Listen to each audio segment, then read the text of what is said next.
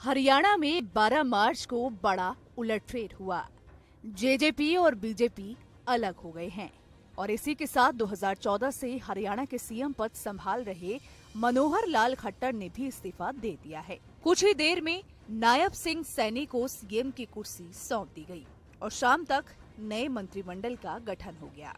इन सारे घटनाक्रम के बीच सवाल ये उठ रहे हैं कि लोकसभा चुनाव से पहले इस बदलाव की वजह क्या है।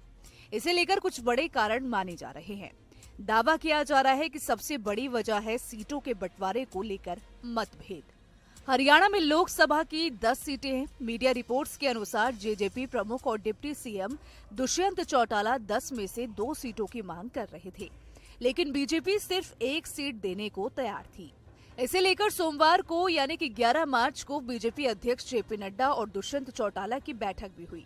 दावा किया जा रहा है कि 45 मिनट चली इस बैठक में समझौता नहीं हो सका। जेजेपी भिवानी, महेंद्रगढ़ और हिसार लोकसभा सीटों की मांग कर रही थी, लेकिन बीजेपी तैयार नहीं थी। हालांकि दोनों पार्टियों में पिछले साल से ही मनमुटाव चल रहा था। जून 2023 में दुष्यंत चौटाला ने कहा था कि वो उचाना कला से चुनाव लड़ेंगे, लेकिन हरियाणा बीजेपी अपने पूर्व केंद्रीय मंत्री बीरेंद्र सिंह की पत्नी प्रेमलता को यहां से विधायक बनाना चाहती थी। इन सब वजहों ने दोनों पार्टियों के बीच दूरी बढ़ा दी। इसके अलावा सियासी गेम को समझे तो बीजेपी कई सालों से हरियाणा में एंटी जाट वोटों की रणनीति पर काम कर रही है। हरियाणा की राजनीति में जाटों का वर्चस्व रहा है। जब से हरियाणा में बीजेपी की सरकार बनी है, तब से सीएम मनोहर लाल खट्टर ही रहे हैं। खट्टर पंजाबी समुदाय से आते हैं। जाटों को ये बात खटकती रही है। साल 2016 में जाट आरक्षण आंदोलन इसका ही परिणाम रहा। इस आंदोलन में पंजाबियों को जान माल का बहुत नुकसान हुआ।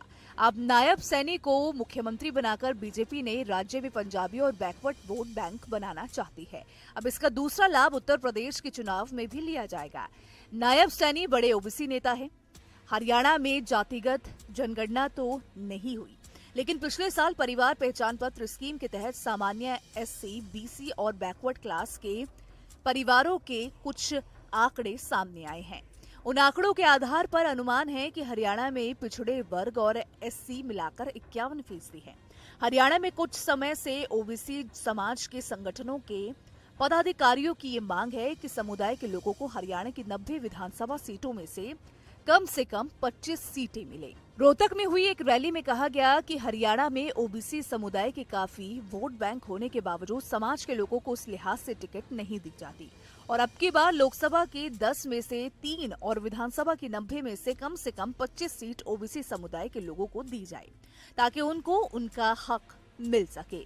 ऐसे में ओबीसी वर्ग की नाराजगी शांत करने और उनका वोट अपने पक्ष में करने के लिए नायब सिंह सैनी सुटेबल चेहरा है। खैर, इसको लेकर आपकी क्या राय है, कमेंट सेक्शन में जरूर बताइएगा। वीडियो पसंद आए तो वीडियो को लाइक, शेयर करना ना भूलें।